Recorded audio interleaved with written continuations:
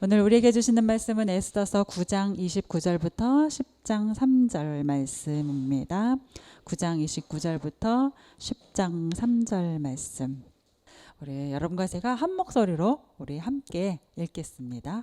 아비하일의 딸 왕후 에스더와 유다인 모르드게가 전권으로 글을 쓰고 부림에 대한 이 둘째 편지를 굳게 지키게 하되 화평하고 진실한 말로 편지를 써서 아하수에로의 나라 127 지방에 있는 유다 모든 사람에게 보내어 정한 기한에 이 부리미를 지키게 하였으니 이는 유다인 모르드게와 왕후 에스더가 명령한 바와 유다인이 금식하며 부르짖은 것으로 말미암아 자기와 자기 자손을 위하여 정한 바가 있음이더라. 에스더의 명령이 이 부림에 대한 일을 경고하게 하였고 그 일이 책에 기록되었더라.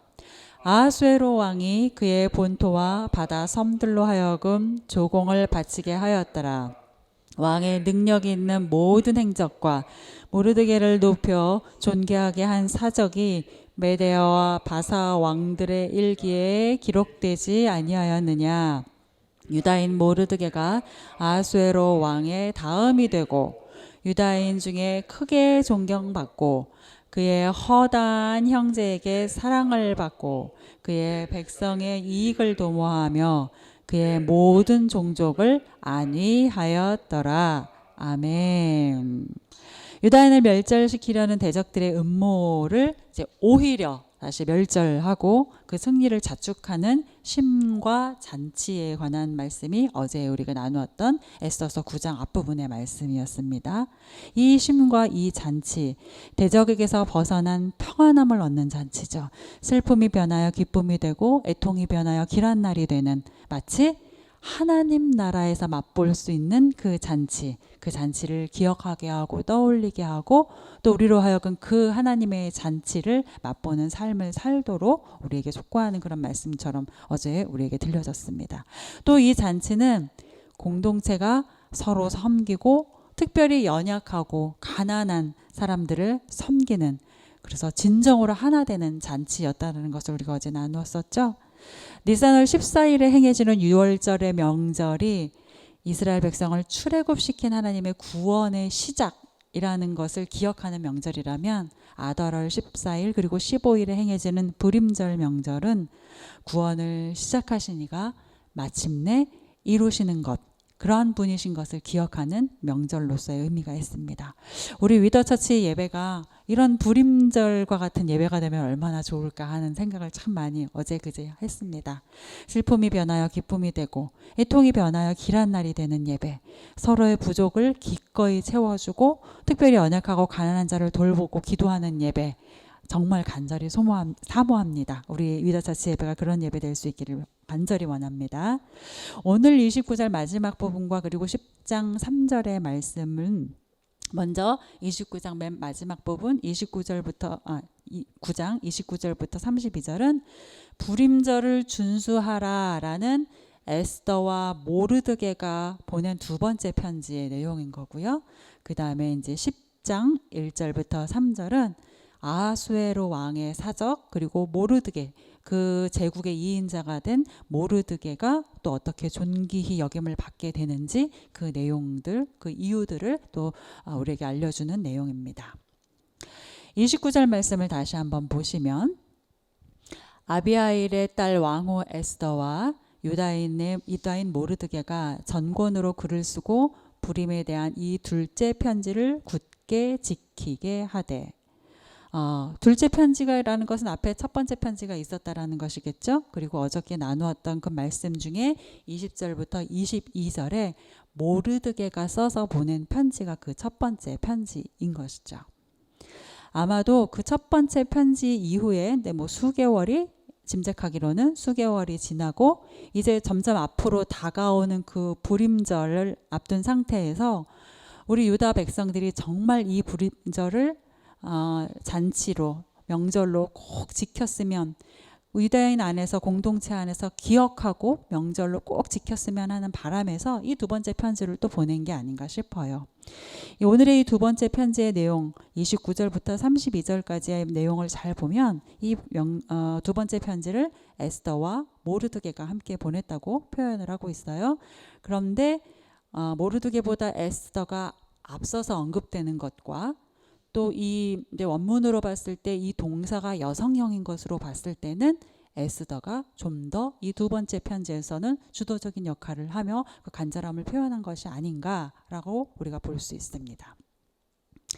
자, 이렇게 첫 번째 편지에서도 그렇고 둘째 편지에서도 그렇듯이 에스더와 모르드게는 이 불임절의 사건이 정말 사건으로만이 아니라 유다 백성들 안에 정말 기억되고 정말 지켜지고 또 지켜지되 대대손손을 거쳐서 지켜지기를 간절히 원했던 것 같아요. 그래서 첫 번째 편지인 어제 본문에서 모르드게는 이것을 계속적으로 강조하며 언급해요. 혹시 앞장을 보실 수 있다면 20절에서는 모르드게가 이 일을 기록하고 아하수에로의 각 지방에 있는 모든 유다인에게 원근을 막론하고 다 글을 보내었다. 21절에 보면 하나의 규례로 세웠다. 해마다 이 날을 지키라고 명령하고 있는 것을 볼 수 있어요. 계속해서 24절부터 28절에서도 성경은 다시 한번 불임절의 유래와 내용을 또 정리하잖아요. 그러면서 28절에 보면 이 불임일을 유다인 중에서 패하지 않게 하고 그들의 후손에게 계속해서 기념하게 하였다라고 거듭해서 또 명시를 합니다. 그것도 부족하여서 오늘 또 두 번째 편지를 보내면서 특별히 에스더서가 29절에 보면 이 불임에 대한 둘째 편지를 굳게 지키도록 또 당부해요. 31절은 꼭 그 정한 기한에 이 불임일을 지키게 하였다라고 또 거듭 명시하고 있어요. 동족을 향한 에스더와 모르드게의 간절함이 묻어있죠. 그런데 여러분, 이 간절함은 비단 이 에스더와 모르드게의 간절함일 뿐만 아닐 것입니다. 유대인을 향한 하나님의 간절함일 거예요. 하나님의 마음이실 거예요. 그렇다면 하나님은 이 유대인들에게 이 날과 이 사건을 명절로 지키라고 왜 그렇게 거듭 당부를 하시는 걸까요? 여러분, 어떤 사건 혹은 과거에 있었던 어떤 일들, 이것을 하나의 사건으로 기억하는 것과 그 사건을 공동체의 명절로 지키는 것 사이에는 아주 큰 차이점이 있습니다. 과거의 어떤 사건을 떠올리면서 그래, 그때 그런 일들이 있었고 이런 것들이 있었지라고 기억하는 것은 어찌 보면 단순한 어떤 에피소드로서 기억되는 것일 수 있을 뿐만 아니라 그 사건이 나에게 어떤 정보가 돼요. 그래서 그것을 통해서 나에게 어떤 교훈을 주겠죠. 그리고 우리는 그 교훈을 통해서 더 발전할 수 있는 밑거름을 삼게 됩니다. 사건을 떠올리는 것뿐만 아니라 그 사건을 통해 우리에게 더 무언가를 발전할 수 있도록 밑거름을 제공하는 귀한 교훈의 사건이 돼요. 그런데 이것을 넘어서 명절로 지킨다라는 것은 그 사건이 오래전에 그 옛날 어떤 때에 있었던 과거의 기억으로 머물러 있는 것이 아니라 지금 내 시간 안으로 그 사건이 들어오는 거죠. 그 시간으로 머물러 있지 않고 내 시간으로 들어와서 다시 재현되는 거예요. 이게 기념의 원래 의미인 겁니다. 기억하라는 것의 원래 의미는 그랬었지, 잊고 있었던 것을 떠올리는 게 아니라 내 삶 안에서 다시 경험하라는 거예요. 다시 일어나는 거죠, 그 사건이. 이러한 다시 일어나는 재현의 반복을 통해서 그 사건의 의미가 나에게 내면화되고 또 함께 지키는, 명절로 지키는 공동체 안에서는 특별한 독특한 어떤 정체성을 형성하게 되죠. 우리가 어느 나라 혹은 어느 민족이 도대체 이 나라는 어떤 나라인지, 이 민족은 어떤 민족인지를 가장 빨리 정확하게 엑기스로 알고 싶으면 그 나라의 명절을 겪어보면 돼요. 혹은 축제에 함께 해보든지. 어떤 것을 명절로 지킨다는 것은 그래서 그 명절이 주는 의미와 뜻을 그 나라, 그 민족이 정체성으로 곤고히 하는 것을 말하는 것입니다. 그 명절의 의미가 그 나라, 그 민족의 정체성이 되는 거예요. 그리고 대대손손을 거쳐서 그 정체성이 유지되는 거죠. 자, 그렇다면 하나님은 이 부림절을 통해서 도대체 어떤 정체성을 놓치지 말라고 유다 백성들에게 말씀을 하고 싶으셨던 걸까요? 우리가 이제 에스더서를 읽을 때 가능하면 좀 함께 병행해서 읽으면 좋은 성경의 책이 있는데 그게 바로 에스라하고 느헤미야서입니다. 에스라는 에스더보다 조금 이제 앞선 시대에 이방 땅에 살고 있었던 이스라엘 백성이 어떻게 1차 귀환을 본토로 귀환을 하게 되었는지 내용을 담고 있는 것이 이제 에스라서이고, 그 1차 귀환에 합류하지 않고 여전히 이방 땅에 살고 있는 이스라엘 백성의 삶이 어떠한지를 보여주는 게 오늘의 이제 에스더서인 거죠. 그리고 에스더서보다 조금 뒤에 이루어진 2차, 3차의 귀환이 어떠한 것인지를 보여주는 게 느헤미야서, 에스라서 일부를 좀 포함하고 있는 느헤미야서인 겁니다. 그래서 이 세 책을 같이 병행해서 읽으면 역사 전체를, 그 동시대의 역사 전체를 좀 볼 수 있는 안목이 생기고 이스라엘 백성에 향한 하나님의 마음을 좀 더 깊이 있게 알 수 있게 돼요. 아까도 말씀드렸던 것처럼 에스더서는 본토로 귀환하지 않고 이방 땅에 남아있는 유대인의 삶을 보여주는 책입니다. 이 에스더서에서 가장 큰 사건이 바로 부림절의 사건이잖아요. 이 부림절의 사건은 여전히 이방 땅에 남아있는 너희도 유대인이다 라고 끊임없이 얘기하고 있는 책이에요. 심지어는 하나님이라는 언급을 단 한 번도 하지 않으면서 계속 하나님을 얘기하고 있고요. 유대인, 처음에는 유대인이라는 신분을 속이면서 혹은 유다인이기 때문에 억압받는 그들을 향하여서 너희는 유대인이다 라고 계속 말하고 있는 것이 바로 이 에스더서입니다. 에스더서는, 그리고 이 부림절 사건은 이방 땅에 남아있는 백성들을 향하여서 너희는 유대인이야, 너희의 정체성은 유대인이다, 잊지 말아야 할 것이다 라고 말하고 있는 것이에요. 그리고 결정적으로 이 부림절 사건을 통해서 너희는 비단 이 땅에 포로로 있지만 그러나 너희는 나의 구원받은 백성이다 라고 하나님께서 또 말씀하고 계시는 것입니다. 나 하나님이 오래전에 출애굽을 통해서 구원을 행하였던 그 구원을 나는 오늘 너희에게도 지금 동일하게 행하고 있다 라고 말씀하고 계시는 거예요. 나는 시작한 일을 마침내 이루어내는 이스라엘의 하나님이다. 그리고 너희는 그러한 나의 백성이다 라고 말씀하시는 거죠. 부림절은 구원받은 백성의 정체성을 도장 땅땅 찍듯이 보여주는 사건인 것입니다. 그리고 유대인은 이 부림절 명절을 지키면서 비록 우리가 아직은 이방 땅에 살고 있으나 우리는 하나님의 구원받은 백성입니다 라는 이 정체성을 스스로 붙잡는 것이고 자녀들에게 가르쳐주는 것이고 이웃들과 함께 나누는 것이죠. 그런 시선으로 29절의 말씀을 다시 보니까 그 첫 문장, 29절의 첫 문장, 아비하일의 딸 에스더라는 문구가 참 은혜로워요. 페르시아에서 에스더는 누가 보아도 왕후죠. 그런데 왕후 앞에 에스더 당신은 아비하일의 딸입니다 라고 성경은 규정을 하고 있죠. 에스더의 진정한 정체성, 변해서는 안 되는 정체성이 바로 아비하일의 딸, 즉 유대 민족의 자손이라는 것입니다. 특별히 이 아비하일은 내 아버지는 강하다라는 뜻이에요. 에스더, 너는 강하신 하나님 아버지의 자손이다 라고 말하고 있는 것이죠. 너는 그런 존재야. 유다 백성은 그런 존재야 라고 마치 말하고 있는 것 같죠. 부림절은 이 정체성을 기억하라고 하는 것입니다. 그렇다면 사랑하는 우리 위더처치 여러분, 우리의 정체성은 도대체 무엇입니까? 위더처치가 유다 백성들을 향하여서 말씀하셨던 하나님의 이 정체성의 재확인, 이 본질에 우리도 충실할 수 있기를 원합니다. 무엇보다도 제 자신이 이 정체성에 충실해야겠다라는 생각을 참 많이 했습니다. 나를 보는 시선에 따라서 혹은 상황에 따라서 저는 이런 사람이 되기도 하고 저런 사람이 되기도 합니다.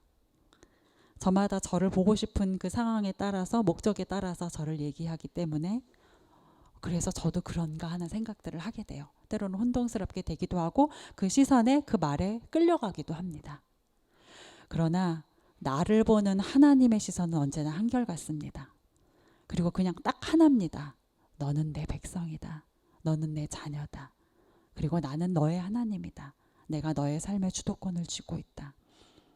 우리가 기억해야 될 정체성, 집중해야 될 정체성이 바로 이것입니다. 그 이상도 아니고 그 이하도 아니에요. 우리가 그 어느 때보다도 이 본질적인 정체성에 충실해야 하는 시점에 있다라는 것을 사랑하는 위더처치 가족 여러분 기억해 주십시오. 위더처치는 이 본질적인 정체성 그 이상을 바라지도 말아야 할 것이고 그 이하로 주저앉지도 않아야 할 것입니다. 온전한 하나님의 백성 공동체가 되는 우리 위더처치가 되기를 간절히 소망합니다. 이어서 10장 1절부터 3절까지의 말씀을 다시 보시면 아하수에로 왕이 그의 본토와 바다 섬들로 하여금 조공을 바치게 하였더라. 왕의 능력 있는 모든 행적과 모르드게를 높여 존귀하게 한 이 사적이 메대와 바사 왕들의 일기에 기록되지 아니하였느냐. 믿음의 공동체는 온갖 생과 사를 오가는 막 굽이치는 시간을 보내는 중에도 세상은 여전해요. 하나님의 섭리 그딴 거 상관없어 라고 말하는 듯이 세상은 여전히 힘의 원리를 따라 지배하고 지배당합니다. 그 힘의 원리를 따라서 업적을 키워가죠. 심지어 왕과 같이 세상적인 지위와 능력에 있는 사람들의 업적은 점점점 높아져 가고 있습니다. 그런데 2절 말씀을 다시 한번 잘 보시면 왕의 능력 있는 행적과 모르드게를 높여 존귀하게 한 그 사적이 이렇게 나란히 놓여 있는 것이 보여요. 제 눈엔 이게 그림처럼 보이거든요. 양쪽 저울에 왕의 능력 있는 모든 행적 그리고 모르드게를 높여 존귀하게 한 그 하나님의 사적이 양쪽 저울에 이렇게 동등하게 올려져 있는 것처럼 제 눈에는 그렇게 보입니다. 사랑하는 여러분 기억하십시오. 자랑스럽게 늘어놓는 세상의 업적 옆에는 항상 하나님의 사람이 일구어가는 하나님 나라의 열매들이 있습니다. 이거 다 내가 한 거야 라고 말하고 싶어하는 세상의 자랑 그 옆에는 빛도 없이 이름도 없이 묵묵하게 자신의 사명을 감당해가는 하나님의 백성의 수고로움이 있는 법입니다. 하나님은 그것을 동등하게 보고 계세요. 세상은 그것을 보지 못해요. 세상은 그것을 볼 수 있는 눈도 없고 또 백성들의 그 수고를 주목할 수 있는 안목도 없어요. 그러나 인정하지도 않는 그 세상 한가운데서 오히려 그 믿음의 사람들이 한 행적까지 다 내 거야 라고 취해가려고 하는 그 세상 한가운데서 하나님은 결코 그 하나님의 사람들이 행한 놀라운 일들을 그 굳건하게 진행해가는 사명의 열매들을 결코 놓치지 않으십니다. 그리고 그 수고를 주목하여 보시고 높여주시고 존귀히 여김받게 해주시죠. 누가 뭐래도 세상은 믿는 사람들에게 빚지고 있습니다. 모든 일이 세상의 법, 세상의 방식, 또 세상의 지식으로 된 것 마냥 세상은 말하지만 아니요, 결코 그렇지 않습니다. 거기에는 믿는 자들의 묵묵한 섬김이 있고 눈물 어린 기도가 분명히 있는 것입니다. 사랑하는 위더처치 가족 여러분, 우리가 그 사명 감당할 수 있기를 원합니다. 우리가 그 역할을 할 수 있기를 원합니다. 그거 하기 위해서 모인 공동체였으면 좋겠습니다. 일은 우리가 하고 때로는 영광은 다른 사람이 누릴 때도 있죠. 속상하고 답답할 때도 있죠. 근데 그거 우리가 하죠, 뭐. 예. 예수님이 하셨던 방식이시잖아요. 그 방식 우리도 힘나는 대로 흉내 내 가보죠. 그러다 보면 세상은 몰라도 하나님의 백성들은 인정할 수밖에 없는 그 놀라운 생명의 열매들이 이 땅 곳곳에 분명히 맺혀질 것입니다.